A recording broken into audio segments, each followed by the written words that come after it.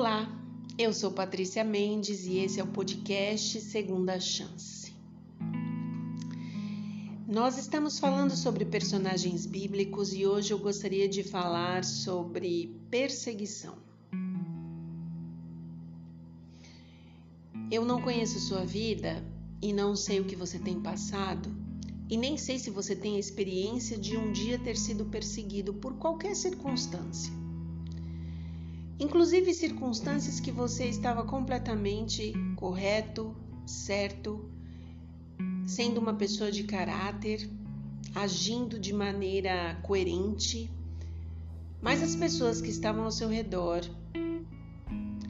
por raiva, por serem opositoras, por inveja, tentaram de alguma maneira te destruir, passar por cima de você, seja no trabalho, seja na igreja, seja no casamento, seja na família, seja as circunstâncias que passarem pela sua cabeça, que talvez em algum momento você já passou por algo, que você foi injustiçado, sem condição de defesa. Não sei se você já passou por isso, mas esse personagem, ele comove o coração da gente por tudo que ele passou, por tudo que ele viveu e também como tudo terminou. E eu digo para vocês, talvez nem sempre a gente tenha vitórias nessa nossa caminhada, nessa nossa estrada. Mas o que importa de verdade é se você estiver aprovado diante de Deus. É se Deus estiver nesta trajetória com você. Porque a nossa defesa é Deus. E eu queria que você guardasse isso no coração antes de ouvir a mensagem que eu vou te passar hoje. E o nome desse personagem é Estevão. E eu queria ler para vocês Atos, capítulo 6, o verso 8, e depois eu vou ler o verso 15, para que a gente fale um pouquinho sobre este personagem que tem tanto a nos ensinar. Em Atos 6, 8 diz o seguinte: Estevão, cheio de graça e poder, fazia prodígios e grandes sinais entre o povo. Lá em Atos 6, verso 15, diz o seguinte: Todos os que estavam assentados no sinédrio, fitando os olhos em Estevão, viram o seu rosto como se fosse rosto de anjo.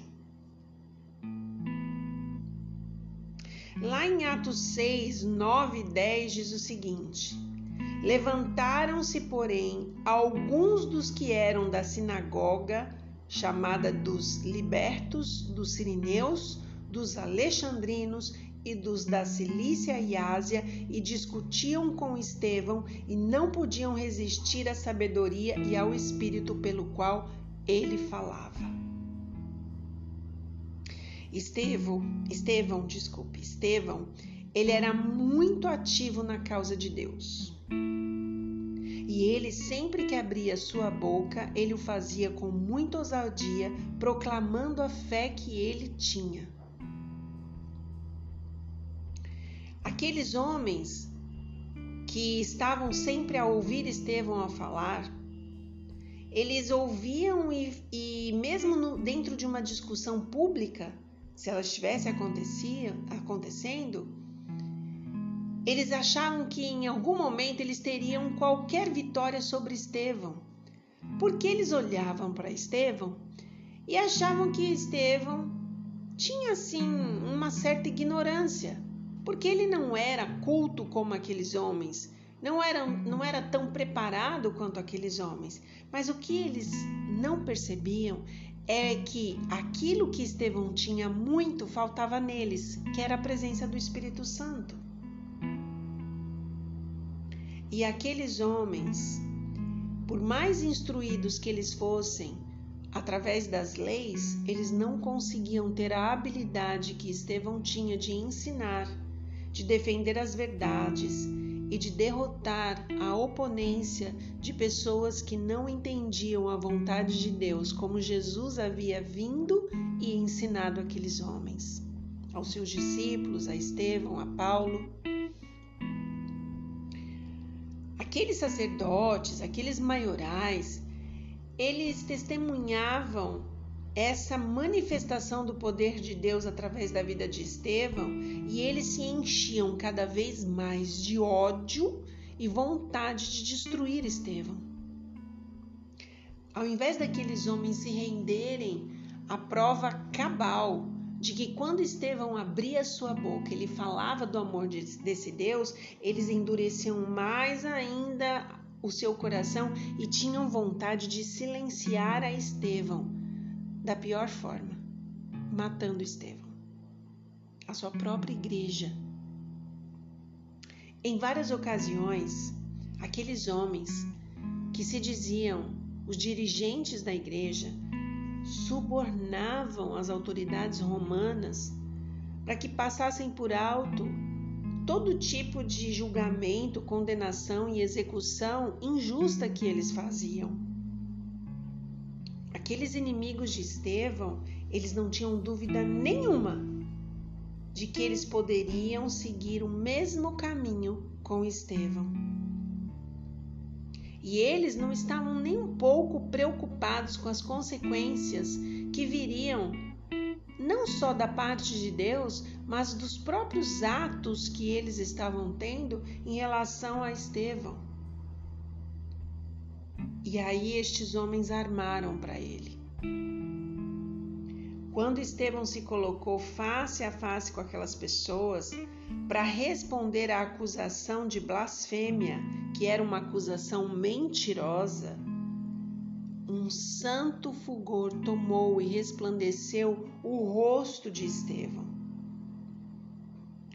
Aqueles homens que eram os dirigentes da sinagoga, aqueles homens que exaltavam Moisés, eles poderiam ter visto no semblante de Estevão o mesmo e santo fulgor que as Escrituras declaravam sobre Moisés.